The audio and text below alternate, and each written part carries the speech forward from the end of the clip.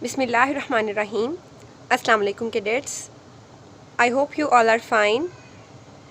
Cadets, in our previous lecture we discussed question number 5 and question number 6 of exercise 1.3. I hope कि आप इस chapter को बहुत interest के साथ अंडरस्टैंड कर रहे हैं और आप वाकई में इसको समझ भी रहे हैं। आज हम लोगों ने एक्सरसाइज 1.3 को ही कंटिन्यू करना है, उसके जो रिमेनिंग क्वेश्चंस थे उनको कंप्लीट करेंगे। सो आपके पास एक्सरसाइज 1.3 आज कंप्लीट हो जाएगी। Question number 7 very important question, बहुत इजी भी है और बहुत इम्पॉर्टेंट भी है। आपके पास एक पूरा एक्सप्रेशन गिवन है, एक इक्वेशन गिवन है 2 into this matrix plus 3 into this matrix. जब भी किसी मैट्रिक्स के बाहर एक नंबर लिखा होता है तो आपको पता है उसका मतलब होता है कि ये नंबर उस पूरे मैट्रिक्स से मल्टीप्लाई हो रहा है, is equal to this matrix.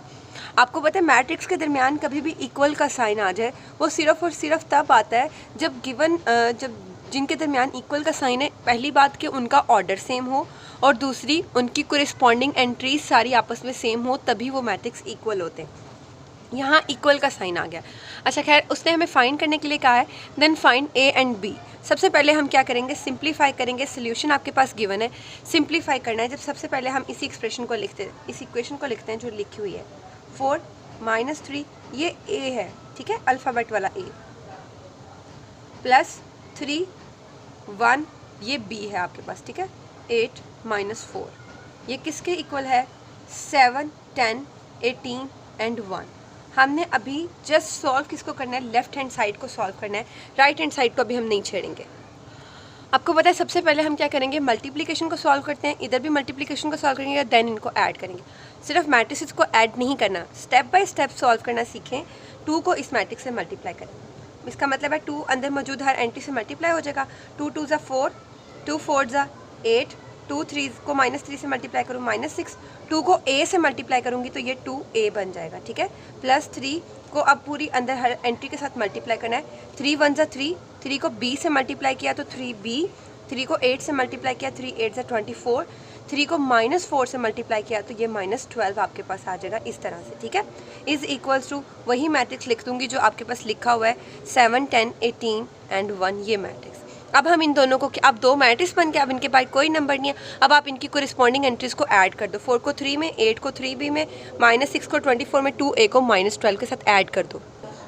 अब आपने इनकी कोरिस्पॉन्डिंग एंट्रीज को क्या करना है, ऐड करना है।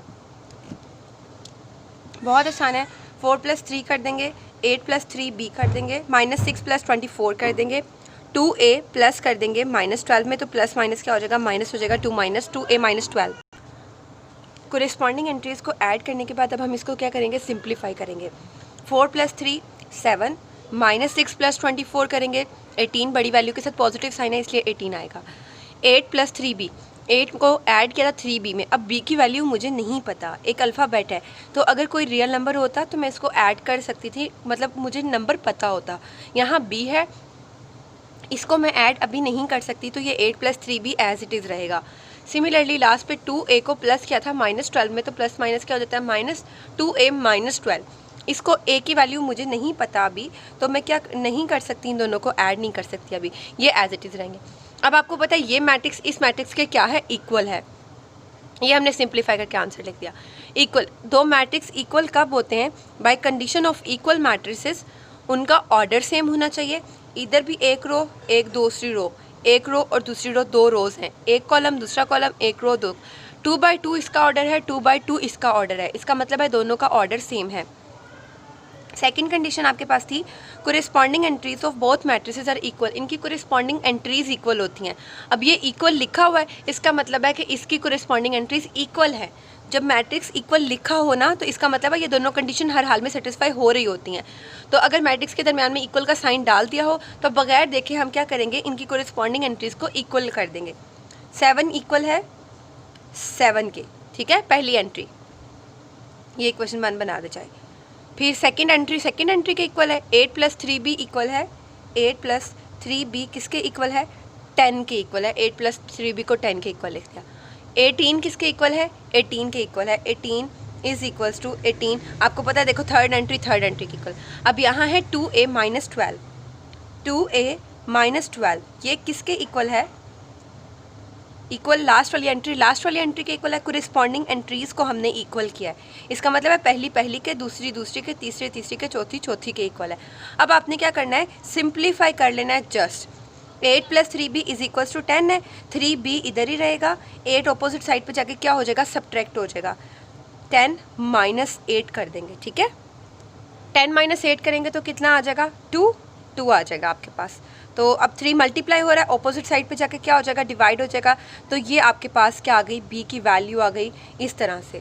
अब 2a - 12 इज इक्वल है 1 के, तो 2a - 12 अपोजिट साइड पे जाके क्या हो जाएगा, +12, क्योंकि मुझे a की वैल्यू फाइंड करनी है, ठीक है। ये अपोजिट साइड पे जाके +12 हो गया, तो 2a इज इक्वल्स टू क्या आ गया आपके पास, 13 आ गया। चलें इसको यहाँ सॉल्व कर लेते हैं। b की वैल्यू आपके पास क्या आई है, 3b इज इक्वल्स टू 2 था, तो हमने 3 को अपोजिट साइड पे जाके डिवाइड किया, तो 2/3 ये आपके पास b की वैल्यू आ गई। a की वैल्यू आपके पास आती है 2a इज इक्वल्स टू 1 + 12, 12 इधर था, अपोजिट साइड पे जाके प्लस हो गया, 2a is equals to 13।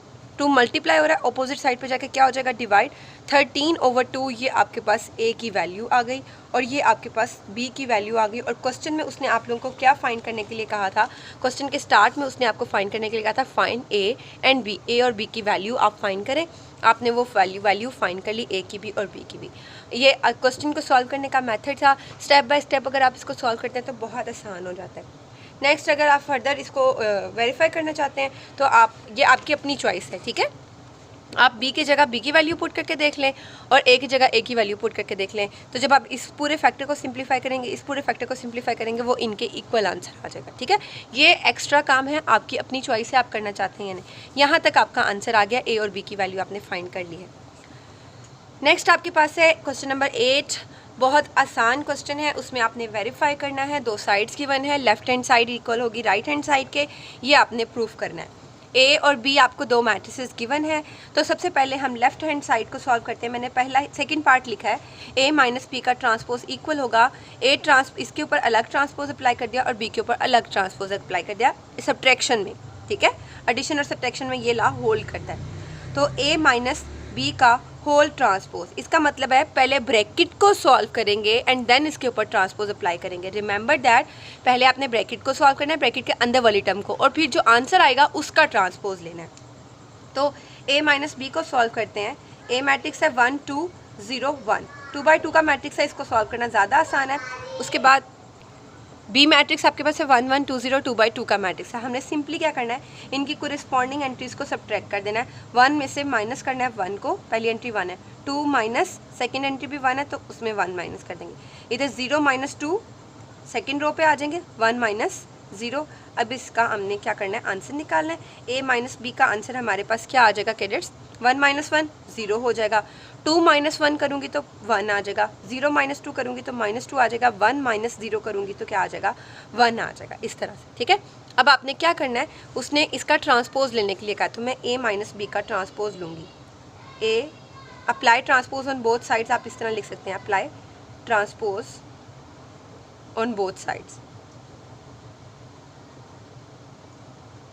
a - b का ट्रांसपोज, होल ट्रांसपोज, और इसके ऊपर भी ट्रांसपोज अप्लाई कर दे, 0 1 -2 1, और इधर ब्रैकेट के बाहर ट्रांसपोज मैट्रिक्स के ऊपर। इस टी का मतलब होता है अभी मुझे इसका क्या लेना है, ट्रांसपोज लेना है। तो जब ट्रांसपोज ले लेते हैं उसका मतलब होता है रो को कॉलम में चेंज कर दें। 0 1 किस में चेंज हो जाएगा, कॉलम में, -2 1 -2 1। ये आपने इसका a - b का ट्रांसपोज लेफ्ट हैंड साइड को सॉल्व करके इसका आंसर निकाल लिया है, ठीक है। अब हम सॉल्व करते हैं राइट हैंड साइड को। राइट हैंड साइड हमें क्या कहती है, a transpose minus b transpose के, a का ट्रांसपोज इक्वल है b के ट्रांसपोज के। तो सबसे पहले मुझे क्या चाहिए, a का ट्रांसपोज चाहिए। a का ट्रांसपोज फाइंड कर लें, हम डायरेक्ट ही फाइंड कर लेते हैं। ये a गिवन है, इसका ट्रांसपोज लूँगी तो क्या आएगा, 1 2 रो कॉलम बन जाएगा 1 2, 0 1 रो है तो ये 0 1 कॉलम बन जाएगा। सिमिलरली b का भी ट्रांसपोज ले लें, ये b है, 1 1 रो है, 1 1 कॉलम बन जाएगा, 2 0 रो है, 2 0 ये आपके पास कॉलम बन जाएगा, इस तरह से, ठीक है। अब आपके पास a का ट्रांसपोज आ गया, b का ट्रांसपोज भी आ गया। अब आप इन दोनों को क्या करेंगे, सब्ट्रैक्ट करेंगे, a ट्रांसपोज b ट्रांसपोज को सब्ट्रैक्ट करेंगे।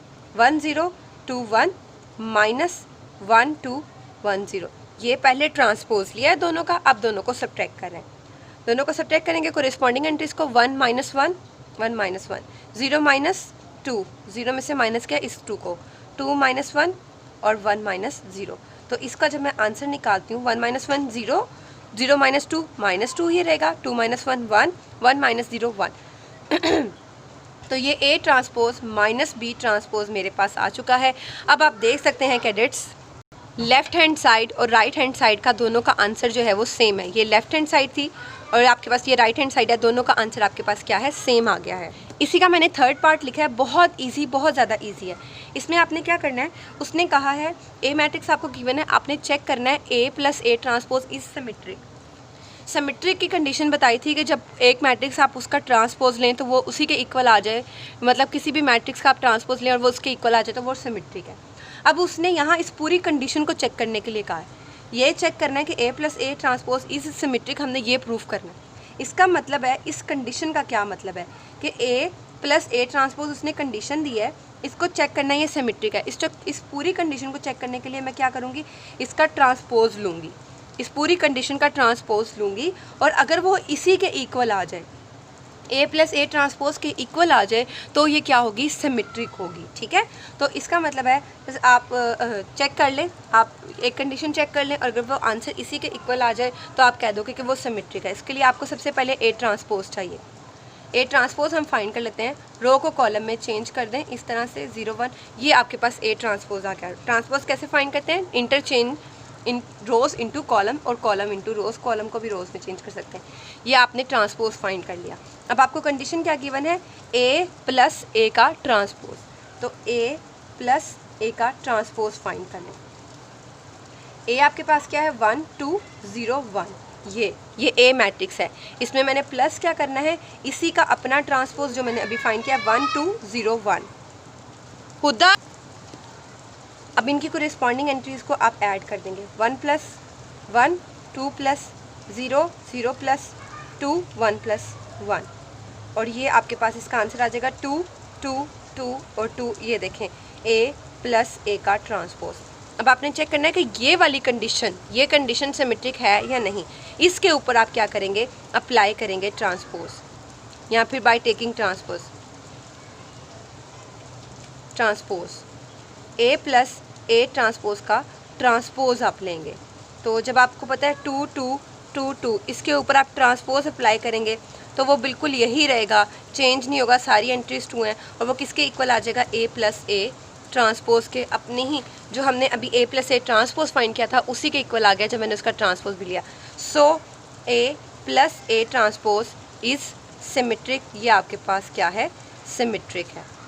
ठीक है, अब similarly A minus A transpose is skew symmetric.